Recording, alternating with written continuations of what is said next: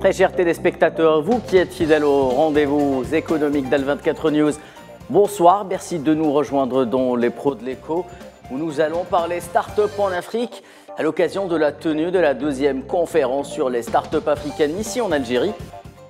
Un très riche plateau nous permettra justement aujourd'hui de débattre de ce thème. J'ai le grand plaisir d'accueillir Ali Badini, directeur général de Credit Access. Vous nous venez de Côte d'Ivoire. Merci d'être avec nous. Bienvenue en Algérie. Merci. Ali Badini, vous qui êtes africain, pensez-vous qu'il existe un modèle africain des startups ou une culture africaine des startups et quelles en seraient les principales caractéristiques aujourd'hui? Alors, merci pour l'opportunité que vous me donnez donc, à l'effet d'échanger sur l'environnement des startups. Il faut dire que répondre à la question voudrait tout de suite dire que l'innovation a des frontières. Frontières africaines, frontières européennes, frontières occidentales, de façon générale.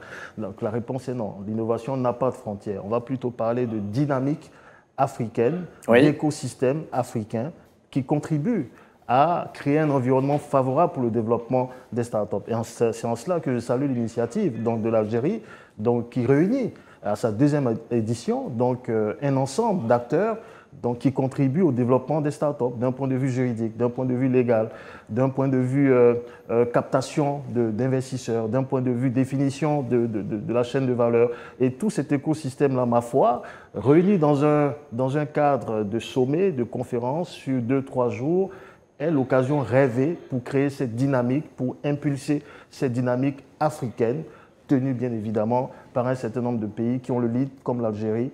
Pour moi, c'est quelque chose de positif.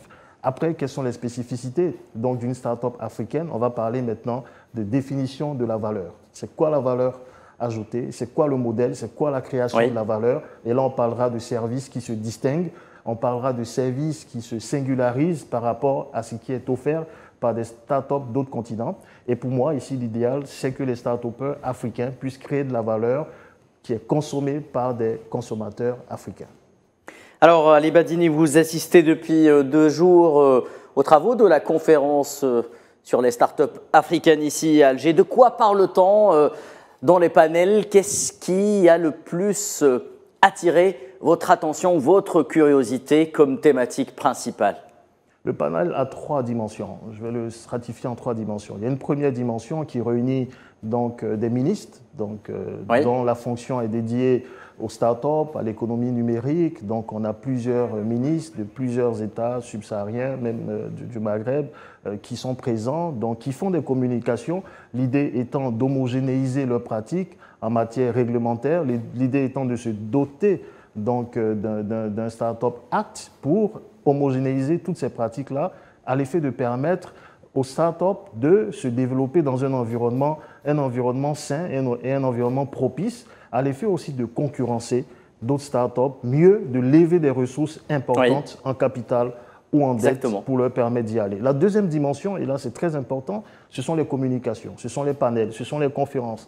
On a l'occasion d'écouter des experts venus du continent, qui vont au-delà du continent et qui donnent un certain nombre de solutions, un certain nombre de clés pour amener ces start-upers. Et c'est l'occasion pour moi aussi de féliciter l'ensemble de ces promoteurs africains qui ont fait le déplacement. Certains sont venus d'eux-mêmes, certains ont été appuyés par l'initiative Africa Venture pour leur permettre justement de s'enquérir de bonnes expériences, de bonnes pratiques. Et la troisième dimension, vous l'aurez deviné, c'est de faire du networking, essayer de se frotter avec d'autres startups algériennes. Vous savez que l'Algérie qui lance cette initiative, qui est une première d'ailleurs, donc c'est quand même 500 millions de dollars qui sont destinés au développement des startups en Algérie. C'est quelque chose d'inédit, aucun pays africain d'Afrique subsaharienne le fait déjà. Et pour moi, c'est quelque chose qui est à saluer, c'est une initiative à encourager. Elle est à sa 2e édition, vivement qu'elle perdure dans le temps. Chez vous, en Côte d'Ivoire, l'écosystème des startups connaît un essor majeur dans toute l'Afrique de l'Ouest, pas seulement en Côte d'Ivoire. Alors pour le conforter, certains pays, comme le vôtre, réfléchissent à mettre en place un cadre juridique adapté, une condition que les experts disent actuellement sine qua non pour le développement de ce secteur. Pouvez-vous nous parler de l'environnement dans lequel évoluent ces startups en Côte d'Ivoire? Alors, on va dire que l'environnement est favorable. Ces dernières années, la Côte d'Ivoire, comme vous n'êtes sans doute pas donc, en mesure de l'ignorer, connaît une forte croissance, oui. Croissance économique, croissance inclusive. On a des initiatives locales qui permettent le développement de start-up. On a le PAC donc, lié au développement des start-up, donc, qui est une initiative du ministère de l'économie numérique. Et les start-up se développent bien. On a des initiatives qui leur permettent de disposer donc, de capital, des initiatives qui leur permettent de disposer de dettes à travers un guichet unique qui a été mis en place pour accompagner les PME. Mais avant d'être PME, on passe par, on va dire, cet étage de start-up. Et pour nous, c'est très important. Parce que quand une start-up commence par une idée de projet et que tout de suite, elle est prise en charge par une initiative locale, aujourd'hui, on parle de GUD. Le GUD qui est un guichet unique qui permet donc à des premiers promoteurs de bénéficier d'un encadrement juridique, légal, de pouvoir créer rapidement une entreprise en moins de 72 heures, en moins d'une semaine, et puis de pouvoir aussi bénéficier tout de suite d'un accompagnement en matière de structuration, en matière de développement de capacités, et tout cet écosystème-là, tout cet environnement donc, permet aux startups d'évoluer. Cela dit, il y a encore beaucoup de choses à faire, c'est clair, il y a encore beaucoup de choses à faire. Les startups ont besoin d'aller vers des établissements dédiés qui leur permettent de capter des ressources en capital. Et ça, c'est primordial. C'est le nerf de la guerre. Hein. C'est le nerf de la guerre.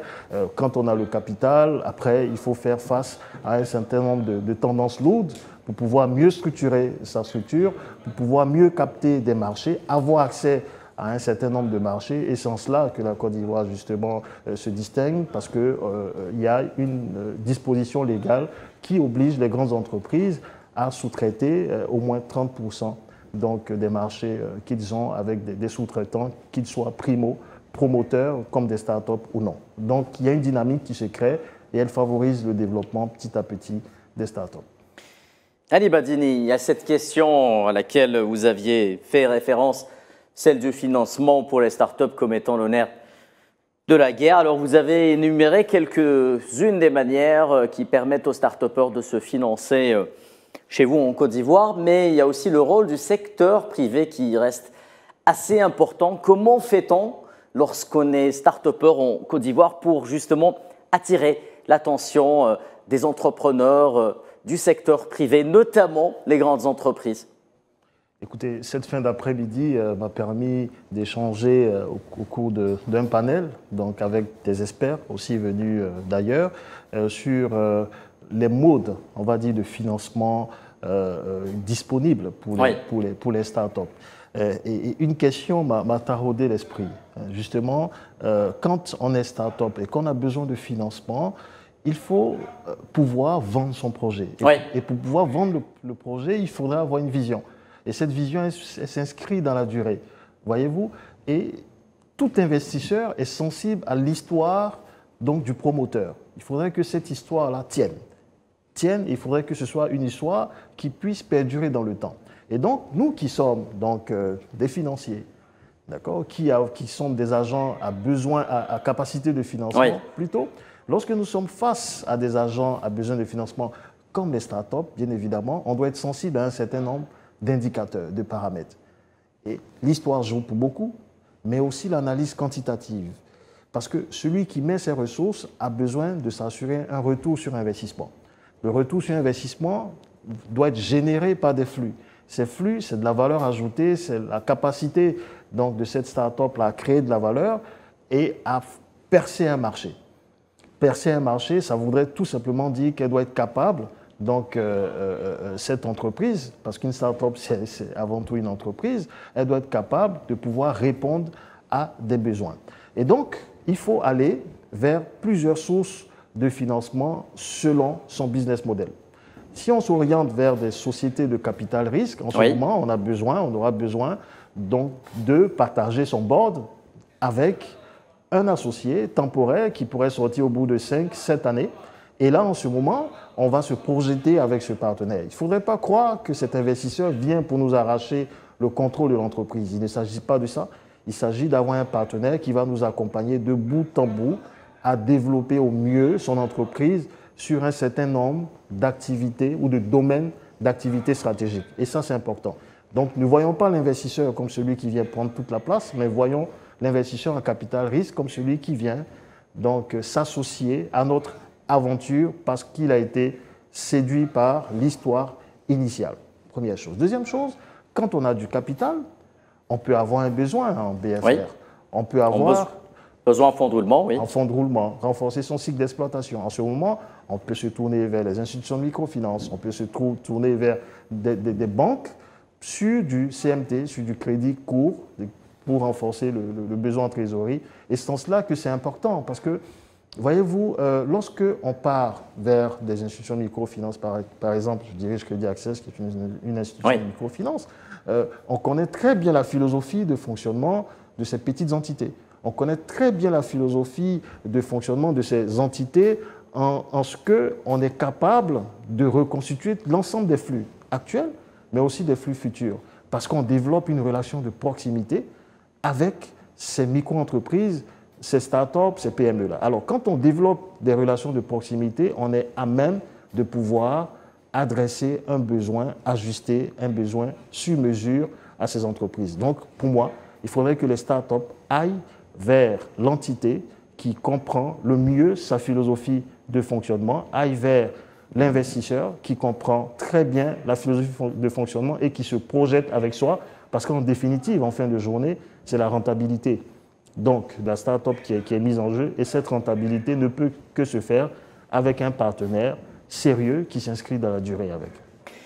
Ali Badini, la success story est-elle le meilleur moyen au final, comme preuve plutôt, plus qu'un moyen, de dire « Regardez, on peut réussir en Afrique dans le domaine des startups, il ne faudrait pas hésiter à venir y investir car, comme le titre de cette émission le signifie, il s'agit d'un train qui au final n'attendra personne. » Oui, j'ai même envie de dire qu'on est certes start-up aujourd'hui et demain on peut être une grande entreprise.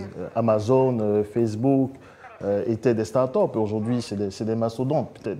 Permettez-moi de revenir un peu sur les chiffres parce que ça me parle. 144 millions donc, de dollars levés par les start-up en octobre jusqu'à octobre 2023. Oui. Un rapport d'EY donc, montre que les sommes donc, mobilisées sur les start-up mondiales font état d'à peu près 500 milliards de dollars. Donc, un peu moins, on va dire. Mais c'est énorme. C'est énorme par rapport à la part mobilisée par les startups en Afrique, même pas 1%. Même pas 1%. C'est dire qu'il y a vraiment de quoi faire. Il y a une marge à combler. Il y a une marge. Et malheureusement, cette marge-là, c'est un écart de 1 à 1 million. Et donc, pour moi, il faut créer un environnement propice au développement des startups. Il faut pas se leurrer.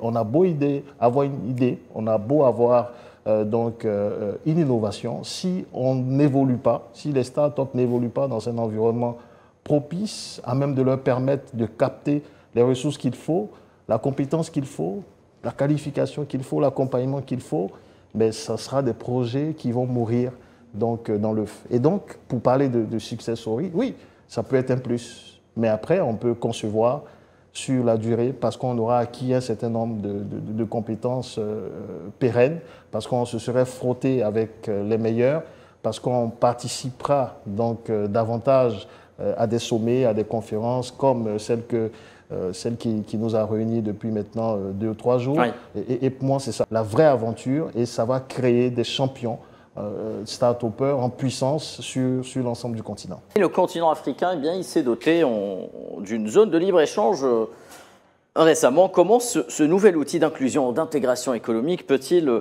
aujourd'hui aider les start-up africaines à mieux collaborer entre elles et pourquoi pas s'exporter ou exporter leurs services et produits à travers tout le continent? Alors, cette question me fait sourire parce qu'il y a une vingtaine d'années, donc dans les années 2000, je foulais les pieds pour la première fois en Algérie pour mes études, donc à Tizi Ouzou, en faculté de sciences et économie. En Kabylie, le professeur Brahim Gendouzi, que je salue. Qui est l'invité du plateau des pros de l'écho très souvent avec nous. Quelle bonne surprise.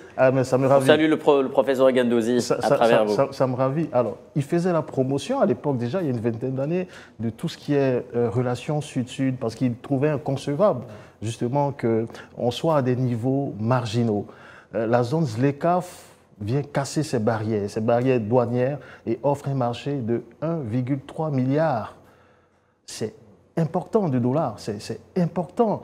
Et ça va permettre à l'Algérie, qui représente, on va dire, qui fait 4% de ces volumes-là, de progresser rapidement en moins d'une dizaine d'années, aller vers un volume de 15% sur ce volume total. Donc pour moi, la ZLECAf, c'est une opportunité pour l'ensemble du continent, pour les pays, à commercer entre eux, à augmenter le volume de transactions, à permettre aux startups d'élargir leur marché, d'avoir accès au marché et de pouvoir conquérir, on va dire, de nouvelles opportunités.